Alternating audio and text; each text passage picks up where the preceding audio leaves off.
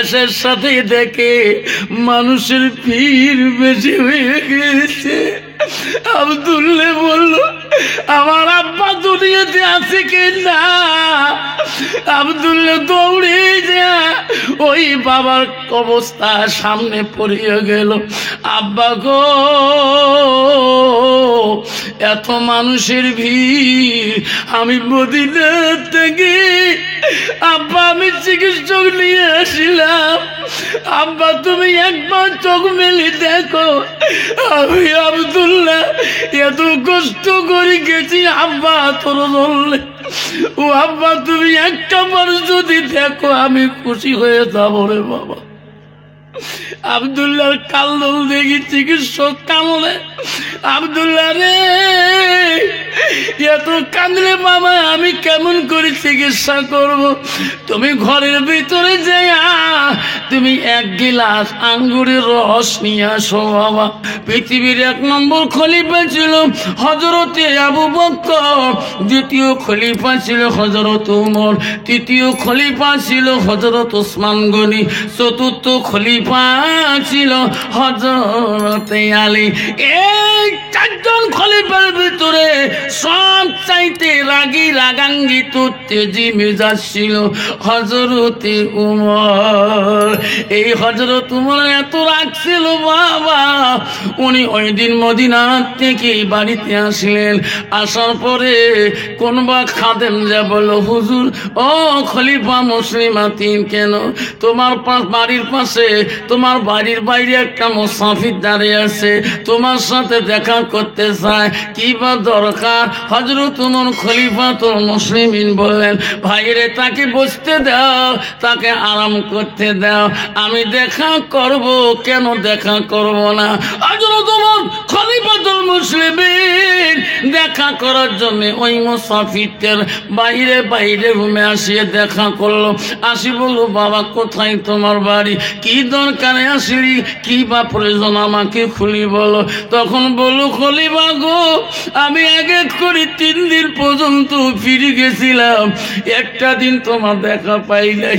আজকে আমি সকালবেলা আসছি, আজকে আমি খলিফা দেখা করে চলে যাব। হযরত উমর বলল, যুবক রে কি হয়েছে তোমার, আমাকে খুলি বলো, কি দুঃখে তুমি এসেছো? তখন যুবকটা বলছে, হুজুর আমি মানুষের মুখে শুনছিলাম আপনি বলে গরিবের দরদি খলিফা, গরিবের পাশে বলে আপনি দাঁড়ান। আমি একজন বড় বিপদে পড়েছি, আমি আপনার কাছে সাহায্যের জন্য আসলাম।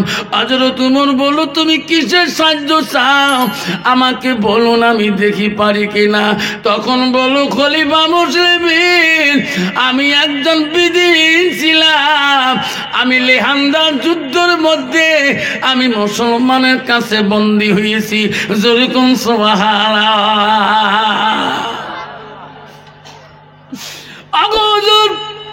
তোমার একজন সাহাবী হযরতে মুবারক রাদিয়াল্লাহু তাআলা আনহু আমাকে গোলাম হিসাবে খরিদ করেছিল। আমি মুবারকের বাড়িতে গোলামি করি,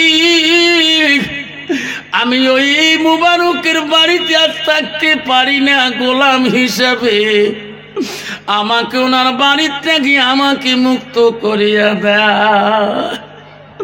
হযরত উমর বলো, রে কু পাগলা, মুবারকের কাছ থেকে তুমি কেন মুক্ত চাও? কজি খলিফা মুসলিমিন আমার যত টাকা দিয়ে কিনে আনছে, আমি প্রতিদিন 200 দিরহাম করে টাকা তার কাছে জোগাড় দেই, আমি তাকে ফেরত দেই, এখনো বলে আমার ঋণ শোধ হয় নাই। আপনার কাছে আসিলাম, দয়া করে আমাকে একটু খালাস করে দেন। হযরত উমর বলল, রে যুবক, তুমি যে ডেইলি 200 দিরহাম করে টাকা মুবারকের কাছে দাও, তোমার ইনকাম ফ্যাসিলিটিটা কি? কতগুলো ছেলে বাবা গাড়ির ডিমান্ড করে, গাড়ির তেল কেনা পয়সা কিন্তু নাই, বাড়িতে আছে না। 40,000 টাকা মোবাইল কিনবে চায়, কিন্তু বাপের টাকা দিয়ে মোবাইল কিনি, ফেসবুক তোলা, ডাটা চালা পয়সা পকেটে নাই, আছে না নাই? বাবা রে ও সোনারা, হযরত ওমর প্রশ্ন করলেন, তুমি প্রতিদিন 200 দিরহাম করি মুবারকের কাছে টাকা দাও, তোর ইনকামটা কি আছে বলো আমাকে। তখন যুবক বলল, খলিফা গো, আমার জীবনে আমি 3টা কর্ম শিখছিলাম, এই 3টা কর্ম দ্বারা জান্নাতি পাই, যা পাই আমি তার কাছে জোগাড় দেই। কি কি কর্ম? 1 নম্বর বলল, খলিফা আমি 1 নম্বর কর্ম শিখছি, আমি একটা কামার, আমি লোহা গরম করি আমি অস্ত্রপাতি তৈরি করি। কন্ত বাবা হালা করেতে কামার আছে না নাই? 3 তেরিয়া লোহাটা ডাঙাইয়া সুন্দর একটা চাকু বানাইয়া দেয় না। বলছে, খলিফা আমার এই জীবনের 1 নম্বর কর্ম হলো আমি একজন কামার। 2 নম্বর, খলিফা 2 নম্বর কাম হলো আমি সুতা বানাইতে পারি, পোখা দিয়ে আমি সুতার বৃদ্ধি করতে পারি। 3 নম্বর কি? ও খলিফা আমি একজন আর্টম্যান, একটা মানুষকে দেখলে আমি আর্ট করতে পারি। এই 3টা কর্মর দ্বারাই আমার জীবনে উন্নতি যা হয় মুবারকের কাছে আমি দেই। এখনো আমার ঋণ বলে শোধ হয় নাই, আমাকে মুক্তি করিও দেয় না। খলিফা তোমার কাছে হাত জোড় করলাম, ওনার কাছে আমি থাকতে পারি না। হযরত ওমর খলিফা বললেন, বেটা রে আমি তোকে শুনছিলাম, তোর কথা শুনছিলাম, তোর নামটা কি শুনতে চাই। তখন বলো, খলিফা আমার নাম শুনতে চান? কলে হ্যাঁ, আমার নাম হলো আবু লুলু।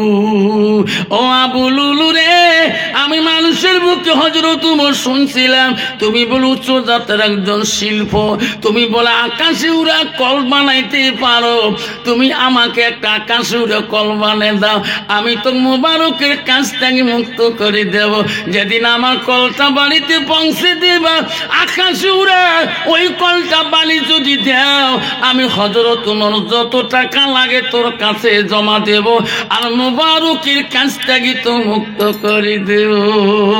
আবু লুলুর বলে, এই আকাশে উড়া কল বানাইতে বহুদিন সময় লাগবে, আমি তো এই জেনে আসি নাই আমি মুবারকের কাছে খালাস হতে পাবো না, এই কল যে বানাইতে কত বছর লাগবে রে, আমি বানিয়ে দিতে পারবো না।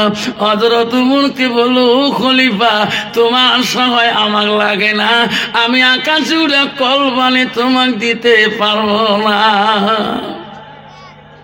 অসম্ভব। তোমার কাছে মুক্তিও চাই না, তোমার আকাশে উড়ে কল বানাও দিতে পাই। আবু লুলু রাগ হয়ে গেলেন। সব মানুষের মুখে শুনছিলাম মদিনার মানুষ খলিফা বলে গরিবের সহায় করে নাই, গরিবের কাছে দাঁড়ায়। আজকে আমি আবু লুলুল একটা অসহায় মানুষ, আমাকে এত বড় সত্য দিল, এই সত্য পূরণ না করলে আমাকে উনি মুক্ত করে দিবে না, আমাকে লাগে না, আমাকে লাগে না হযরত ওমরের সহায়। আবু লুলুর মনে মনে রাগ হয়ে রইল। খলিফা মনে রাখিস, মদিনার মানুষের মুখে শুনছিলাম তোর কাছে কথা বললি তুমি সানি তরোয়াল আগে বাইর করো। আমি আবু লুলুর প্রতিশ্রুতি করলাম রে, এ মদিনার রাষ্ট্রপতি, একদিন আমি আবু লুলুল তোকে ছাড়ব না। মদিনার রাষ্ট্রপতি তো জানে না আবু লুলুল বহুদিনই চলে গেছে, আমার দুশ্মন আছে। হঠাৎ করে মদিনার রাষ্ট্রপতি হযরত ওমর মসজিদে চলে গেছে। আবু লুলুল ওই দিন ওই মসজিদে মুসলমানের রূপ নিয়ে আসছিল, সুন্দর সুন্নতি পোশাক পরে আসছিল। ফজরের নামাজের টাইমে হযরত ওমর ওই মসজিদের ইমামতি করবে গো। আবু লুলুল বেঈমান কাপড়ের ভিতরে দুধারি খুমসি নিয়ে ভিতরে আসছিল। আজকে হযরত ওমরের প্রতিশোধ তুলব গো, আমাকে ইনি সহায় করে নাই, আমাকে কষ্ট দিয়েছিল, আমার বেকার গেছে এতদিন আসে। বেঈমান ছুরিটা কাপড়ের ভিতরে ঢুকি ওই মসজিদে, যেখানে হযরত ওমর মসজিদে নামাজ পড়েন, ফজরের আগ মুহূর্তে আসি, নামাজের প্রথম কাতারে বসে আছে। মদিনা রাষ্ট্রপতি হযরত ওমর আসলেন, সাহাবা কেরাম আসলেন। কোনো মানুষ তো বুঝতে পারবে না ইনি আমার আজকে দুশ্মন হবে। নামাজের কাতারে যদি কেউ যদি টুপি মাথার দিয়া, নবীর সুন্নতি ড্রেস দিয়া ওই মুসাল্লি রূপে নামাজের কাতারে দাঁড়িয়ে থাকে, কোকটাক যদিও চিনা না যায়, কোন তো নামাজের কাতার থেকে বাইর করা দেওয়া যাবে নাকি? যাবে? যেরকম যাবে না। এই এলাকার যে কোনো একটা মেহমান হতে পারে। হযরত ওমর নামাজের টাইম হয়ে গেল, ইমামের জানায় গেলেন, আবু লুলুল পজিশন নিয়ে আছে রে, কখন ছুরি মারব। ইনাতের মধ্যে একটা নিয়ম আছে কি, যখন নামাজের নিয়ত বান্ধি, হাত বান্ধে আর হাত ছাড়ি দেয় না যতক্ষণ ছুরি কেড়ে শেষ হয় না। আবু লুলুল বলল রে, তহিরিমা যখন বাঁধবে তখন আমি ছুরিটা বাড়ি করব, আমি কিন্তু নিয়ত বাঁধব না। হযরত ওমর খলিফা প্রথম ফজরের নামাজে যখন আল্লাহু আকবার করে হাত বাঁধলেন, আবু লুলুল পজিশন নিয়ে নিলেন, সরওয়ালটা দুধারি খুনসিটা বাড়ি করলেন। হযরত ওমর আলহামদুলিল্লাহ সূরা পড়ার পরে যখন দ্বিতীয় সূরাতে ধরছিল, আবু লুলুল ছুরিটা বাড়ি করিয়া সোজা হযরত ওমরের পেটের দিকে মারিয়েছে। এক এক করি বাবা, এক এক করি বা 6 বার পর্যন্ত ছুরি মারি দিলেন। হযরত ওমর নামাজে দাঁড়িয়ে আছে রে, সূরা বন্ধ করে না। সুবহানাল্লাহ, সূরা বন্ধ হয় না। প্রথম রেখা নামাজ আদায় করে নিলেন, দ্বিতীয় রেখাতে হযরত ওমর দাঁড়িয়ে থাকতে পারে না। হায় রে, ওই সময় হযরত ওমর পিছনে আব্দুর রহমান বিলব নামে একজন সাহাবী ছিল, তাকে টানিয়ে নিয়ে বলছে, আব্দুর রহমান রে, আমি দ্বিতীয় রেখার নামাজ পড়ে দিয়ে আর পারি না, তুমি নামাজ নষ্ট করে দেও না, দ্বিতীয় রেখার নামাজের সূরা মিলি তুমি নামাজটা শেষ করে দাও। আব্দুর রহমান বিন রব আস্তে করে ইমামের জায়গায় যে আবার দ্বিতীয় রেখাতে নামাজ সূরা মিলিয়ে নামাজ পড়া শুরু করে দিল। হযরত ওমর আস্তে করে বেরিয়ে এমন একটা চিৎ করে দিল রে, আরে নামাজের মসলা ত্যাগী মসজিদের বারান্দায় পড়িয়া গেলেন, রক্তে রক্ত হয়ে শুরু হলেন। ওই সময় আবু লুলুল যখন ছুরি মারছিলেন, কয়েকজন মুসাল্লি সাহাবীরা দেখছিলেন, কিন্তু কেউ ভয়ের চোটে পালাইছিলেন, কেউ পালায় নাই। ছুরি মারি বাইরের সাথে সাথে ওই বাকি সাহাবীরা ছাড়ি দেয় নাই, জীবন দেব রে, এই বেঈমানকে ছাড়ি দেব না, এমন জোরে আটকে ধরলেন। আব্দুর রহমান বিশ্বাস যখন নামাজের সালাম শেষ করে দিলেন, ফজরের নামাজের সালাম ফিরিয়ে দিলেন, বাকি সাহাবীরা ওই আবু লুলুল বেঈমানকে ধরে ফেলাইলেন। আয় রে, আবু লুলুল ভাবিল রে, আমার বাসায় উপায় নাই, নিজের ছুরি দিয়া নিজে হারিয়ে মৃত্যু হয়ে গেল। কিন্তু উনি জানে আমি যদি জিন্দা থাকি আমার কত কষ্ট করি মারে। আবু লুলুল নিজের খুনসি দিয়ে নিজেই খুন হয়ে গেল, মৃত্যুদণ্ড হয়ে গেল। হযরত ওমর মসজিদের বারান্দায় কাতর শুয়ে পড়িয়াছে, সাহাবীরা কাঁদলে, হায় রে, আজকে আমার কলিমের কি হলো রে, এত রক্ত, রক্তে রক্তিত হয়ে গেল গো, আর রাখতে পারি না। সাহাবীরা ঘাড়ে করে কাঁদে করে নিয়া হযরত উমরের বাড়ি দিকে রওনা হয়ে গেলেন। হযরত উমরের বড় ছেলের নাম ছিল হযরত আব্দুল্লাহ। আব্দুল্লাহ খবর পেয়ে গেল মসজিদে, বলে আব্বার কি হয়েছে রে? আব্দুল্লাহ খবর পৌঁছাতে বাড়ি থেকে তুফান মতন করে দৌড়ি দৌড়ি আসতেছে। অর্ধেক রাস্তা আসি দেখে তার বাবা চারিজনে ঘাড়ে করে নিয়ে আসতেছে গো। হায়রে ওই লোকদের সামনে আছে, সাহাবীদের সামনে আছে। আব্দুল্লাহ টাকায় আব্বা আব্বা, ও গো আব্বা, আব্বা তোমার কি হলো গো? আব্বা মদিনার এমন কোনো বীর নাই, এমন কোনো মানুষ নাই তোমার সামনে দাঁড়া, আজকে তোমাকে এই দুশ্মনীটা করলো আব্বা। আব্দুল্লাহ কান্তি কান্তি বাড়ি যায়। হযরত উমরকে বাড়ির মধ্যে বিছনার মধ্যে শুয়ে রাখি দেয়। বিছনা শুয়ে দিল। আব্দুল্লাহ বাবা চোখের সামনে যে কান্দে, আব্বা গো আমাকে একটাবার আব্দুল্লাহ করে ডাকাও, আব্বা আমাকে একটাবার আব্দুল্লাহ করে ডাকাও। ওই দিন হযরত উমর চোখ মেলিও দেখে না। বাপজান আমার আব্দুল্লাহ রে, শোনার চাওনা শুনে রাখো। আল্লাহ রাসূলকে আব্দুল্লাহ ইবনে মাসউদ হইতে হাদিসটা বর্ণিত আছে, হুজুর নামাজের পরে আরো কোন আমল বড় আছে নাকি? কুলতু সুম্মায়ু, নবী বলল নামাজের পরে আরো বড় আমল আছে কি? খালা বিদ্রুল ওয়ালিদাইনা, মা বাবার সঙ্গে সৎ ব্যবহার করাটা আল্লাহর কাছে সবচেয়ে বড় আমল। যেরকম সুবহানাল্লাহ। আব্দুল্লাহ যখন তার বাবা খলিফা ওমর বাড়িতে নিয়ে গেলেন, আব্দুল্লাহ তার বাবার চিকিৎসার জন্য এমন একজন বিজ্ঞ চিকিৎসকের কাছে চলিয়ে গেলেন।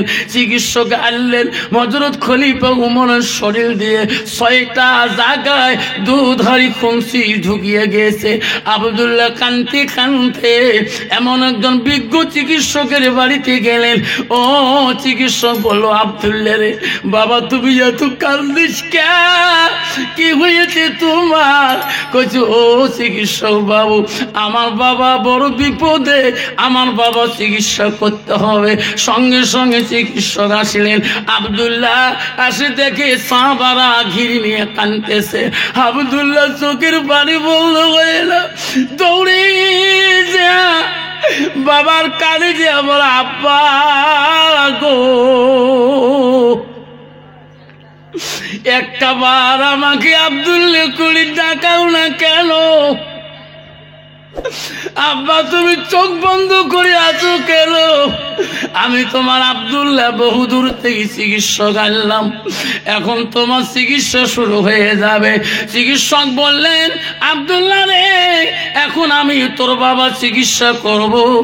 আব্দুল্লাহ ঘরে থাকি, তুমি 1 গ্লাস দুধ নিয়ে আসো। আব্দুল্লাহ দৌড়ি যেয়া, খলিফার ছেলে দৌড়ি যে 1 গ্লাস দুধ আনিয়ে দিলেন। চিকিৎসক বললেন, আব্দুল্লাহ রে এই দুধ গেলাস তোর বাবার মুখের মধ্যে পান করে দাও, তারপরে চিকিৎসা করব। আব্দুল্লাহ হযরত উমরের মুখ হাম্বেলিয়া দুধ দুগুণ ঢালি দেয়। আস্তে আস্তে দুধগুলা ভিতরে যায়, যেদিকে ছুরি ঢুকে গেছে সেই দিকে দুধের সরা গুলে আসিয়া যায়। চিকিৎসক বলে, আব্দুল্লাহ রে আমি তোর বাবা চিকিৎসা করতে পারলাম না, আমি চলে গেলাম বাবা, তোর আব্বার আমি চিকিৎসা করতে পারলাম না। চিকিৎসক তো আর দেরি করলো না। আব্দুল্লাহ কত কান্দে রে, আমার আব্বা মদিনার থেকে বিনা চিকিৎসায় মারা যাবে রে। আব্দুল্লাহ এমন একজন বিজ্ঞ চিকিৎসকের বাড়িতে গেলেন। কানতে কানতে বিখ্যাত চিকিৎসকের কাছে গেলে আব্দুল্লাহ চিনতে পারে না, কে বাবা তুমি কান্দো কে? তোমার বাড়ি কোথায়? আমার বাড়ি অমুক। তোর বাবার নাম কি? যখন রাষ্ট্রপতির কথা বললো চিকিৎসক চমকে উঠে গেল। কি হয়েছে বাবা? তোমার আব্বার কি হয়েছে? ও চিকিৎসক বাবু, তাড়াতাড়ি চলে, আমার আব্বা সেন্সলেস হয়ে আছে, আপনি চিকিৎসা করবেন কিনা? আব্দুল্লাহর কান্দ, মদিনার চিকিৎসক থাকতে পারে না। বর্তমান যুগের বাবা চিকিৎসার অভাবে মারা যায়, মা চিকিৎসার অভাবে মারা যায়। কদিন আগে আমি স্কুল থেকে আসি, আসাম মোড়ে জোহরের নামাজ পড়বো, বাইকটা লক করিয়ে মসজিদে যাবো, একটা বুড়ে মানুষ আসি 8 টাকা খারাপ হলো, বা মুখ কিছু দিয়ে যাবা। আমি টক করি দাঁড়ে বললাম, চাচি তোমার ছেলে নাই? কোয়ার সাথে সাথে 2 চোখের পানি চালিয়ে দিল। বাবা আমার 3টে ছেলে। বাবা, চাচি আপনি 3টে ছেলে থাকতে ভিক্ষা করেন, কারণটা কি? তোমার বাড়িটা কোথায়? চাবা আমার এই এলাকায় বাড়ি। বাবা 3 বেটা ব্যবসা করে, তো চাচা 4 দিন থেকে বিছনায় জ্বরে ভুগতেছে, ট্যাবলেট কেনার মতন পয়সা নেই রে বাপ। আজকে তোমার মতন আলেমের কাছে আমি সাহায্য চাই। তখন খোদাকে বলছে, আল্লাহ ওই রকম সন্তান না হয়ে যদি মা 3টে কুত্তে যদি পুষতো, তবুও তো বাড়ির খবর রাখতো। আজকে 3 সন্তান থাকা অবস্থায় মা মানুষের কাছে টাকা খোঁজে স্বামীর জ্বরের চিকিৎসার জন্য। আব্দুল্লাহ রে, বাবার জন্য কত দূর চলে গেছে রে, মদিনায় এমন বিজ্ঞ চিকিৎসক রে বাবা, এত বিখ্যাত ডাক্তার উনি। ওনার বাড়িতে মদিনা থেকে আসতেছে খলিফাতুল মুসলিমিনের ছেলে আব্দুল্লাহ কান্দে। বাড়ি আসার সাথে দেখে মানুষের ভিড় বেশি হয়ে গেছে। আব্দুল্লাহ বলল, আমার আব্বা দুনিয়াতে আছে কিনা? আব্দুল্লাহ দৌড়ে যা ওই বাবার অবস্থা সামনে পড়িয়ে গেল। আব্বা গো, এত মানুষের ভিড়, আমি মদিনা থেকে আব্বা আমি চিকিৎসক নিয়ে আসিলাম। আব্বা তুমি একবার চোখ মেলে দেখো, আমি আব্দুল্লাহ এত কষ্ট করে গেছি আব্বা তোর বললে। ও আব্বা তুমি একটা মানুষ যদি দেখো আমি খুশি হয়ে যাবো রে বাবা। আব্দুল্লাহর কান্দল দেখি চিকিৎসক কামলে, আব্দুল্লাহ রে এত কান্দলে বাবা আমি কেমন করে চিকিৎসা করব? তুমি ঘরের ভিতরে যাইয়া তুমি 1 গিলাস আঙ্গুরের রস নিয়ে আসো বাবা, তোর বাবার আমি এখনই চিকিৎসা শুরু করে দেব।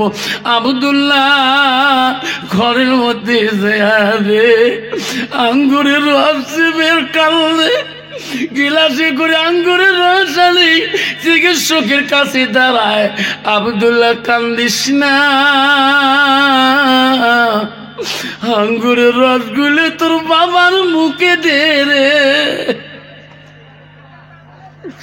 আঙ্গুরের রস মুখের মধ্যে যায়, যেদিকে যেদিকে তীর ঢুকে ওই ছুরি ঢুকি দিছে রে আবুলুল, সেই দিকে দিকে আঙ্গুরের রসগুলো বাইরে যায়। মদিনা চিকিৎসক বলে, আব্দুল্লাহ আর পাইলাম না বাবা রে চিকিৎসা করতে, বাবা আমি চলে গেলাম, তোরা পাকা আমি সুস্থ করতে পারবো না। মদিনা চিকিৎসক চলে গেল, আব্দুল্লাহ জমিনে পড়ে কান্দে রে। আরে হযরত উমরের মেয়ে হযরতে হাফসা নবীজির 5 নম্বর স্ত্রী ছিল গো। হযরতের মেয়ে উমরের মেয়ের নাম হযরতে হাফসা। হাফসা এক জায়গায় কান্দে, কিছুক্ষণ পরে উমরের একটু জ্ঞান ফিরে আসলো। জ্ঞান ফিরে দেখে বেটি এক জায়গায় কান্দতেছে, এক জায়গায় পেঠা জমিনি করে কানতেছে।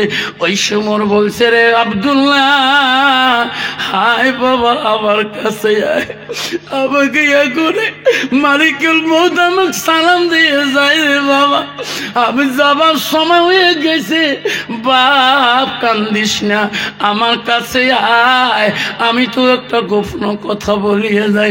আব্দুল্লাহ যখনই তার আব্বা জ্ঞান ফিরে ডাক দিলে রে, আব্দুল্লাহ চোখের পানি বন্ধ হইল না। হযরত উমর বলছে, বেটা রে, মোর বাইতুল মালের ঋণ আছে রে বেটা, এই বাইতুল মালের ঋণ তুমি পরিশোধ করবা। ও আব্দুল্লাহ, হায় আমি যদি আজকে মারা যাই, তোমাকে আমি এমন জায়গায় পাঠিয়ে দেব, আমার জন্য তোর সাহায্য চাইতে। হযরতে হাফসা বলছে, আব্বা তুই একটা মদিনার খলিফা, আমরা খলিফার ছেলে মেয়ে হয়ে কার কাছে সাহায্য চাবো আব্বা? হযরত উমর বলছে, বেটি রে, আমি মদিনার দ্বিতীয় খলিফা হতে পারি, আজকে আমার জন্য তোমার সাহায্য আনতে হবে, সাহায্য করতে হবে। কোথায়? হযরত উমর বলল, হ্যাঁ বেটি, তোমরা বিশ্বনবী রাসূলুল্লাহর স্ত্রী মা আয়েশা দরবারে সাহায্য আনতে যাও। আব্বা কিসের সাহায্য? বেটি রে, নবীজি ইন্তেকালের পরে পাশের কবরটা আবু বকরের হয়েছে, আবু বকরের পরে কবর হয় নাই, ওই ফাঁকা জায়গাটা আবু বকরের পরের জায়গাটা আমি থাকতে চাই, কিন্তু মা আয়েশার পারমিশন ছাড়া আমি ওখানে থাকতে পারবো না। তোমরা দুনু ভাই বলে যে আম্মাজানের কাছে সাহায্য চাও, আমার ওই থাকা জায়গা কবরের মাটিটুক আবু বকরের পরে আমাকে থাকতে দিবি কি না? যতক্ষণ হা বলবেন না অতক্ষণ তোমরা আসবে না, তোমার অপেক্ষা আমি হযরত উমর থাকবো। হযরতে হাফসা, হযরতে হাইরে আব্দুল্লাহ কানতে কানতে মা আয়েশা আম্মাজনের কাছে চলিয়া যায়। হাফসাকে ডেকে আয়েশা বলে, হাফসা রে, কান্দিস কে? কান্দি লাভ হবে না, আমার আব্বা না দেখ শুয়ে আছে রে, আমার আব্বা আবু বকর শুয়ে আছে রে হাফসা, আমার দয়ার নবী না শুয়ে আছে, এখনো তোর বাবা শুইতে থাকতে হবে, কখন বা আমি আয়েশা কবরে শুয়ে থাকবো, কান্দিলা হবে না, আয়েশা বুঝাও। হাফসা কয়, ও বনি রে, তুমি রবির স্ত্রী আয়েশা, তুমি 3 নম্বর, আমি হাফসা, আমি নবীর স্ত্রী হলাম 5 নম্বর, আমার অধিকার আছে। বোন, আমার একটা প্রয়োজন, কি আমার কথাটা মানবা কি না? আমার আব্বা তোর মুখে না শোনা পর্যন্ত অপেক্ষা হয়ে থাকবে, আমাকে ওয়াদা দিয়ে দে। আয়েশা বলো, কি ওয়াদা বলো?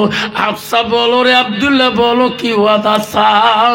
কইছে, ওগো নবীর স্ত্রী, আমি বলি তোমার আব্বা আবু বকরের কবরের পরে জায়গাটা খালি হয়ে আছে, সেই জায়গাটা আমার আব্বা তোমার কাছে সাহায্য চায়। আয়েশা বলছে, হাফসা রে, আমি আশা করছি আমার নবীর পরে আমার আব্বা ঘুমাইছে, আব্বার পরে আমি ঘুমাবো, আজকে তুমি আমার কাছে এত বড় আবদার জানালি। হাফসা, তোর আব্বা আমার নবীর সাথে এত প্রেমিক ছিল রে, আমার আব্বার সাথে এত মোহব্বত ছিল, আমি তো ফিরে দিতে পারি না। আমার নবীর পরে আমার আব্বা আবু বকর পরের কবরটা আশা করছিলাম আমি। আয়েশা যা হাফসা যা রে, কথা দিলাম নবীর ভালোবাসা আমার আব্বার ভালোবাসা থাকার জন্যে আমার জায়গাটুকে তোর আব্বাকে আমি দানপত্র করে দিলাম। যদি কোন সুবহানাল্লাহ নাই থাকবে আব্বা আমার। আল্লাহ নবী বলে যা মাতাল ইনসানু ইয়ানকাতান ওয়া মালাহু, নবী বললেন মানুষের মৃত্যুর পরে মানুষের সৎ আমলগুলা নেক আমলগুলা কবরে গেলে বন্ধ হয়ে যায়। আমার নবী বলল ইল্লা মিন সালাসাতিন, তিনটা আমল কবরবাসীর জন্য বন্ধ হয় না। এক নম্বর নবী বলল সাদাকাতুল জারিয়া, যারা দুনিয়ার মুখে ওই মার নামে বাবার নামে দাদার নামে সাদকা জারিয়া করবে, দান খয়রাত করবে। আল্লাহ নবী বলল পৃথিবীর সব আমল বন্ধ হবে, তিনটা আমল বন্ধ হবে না ওই কবরবাসীর জন্য।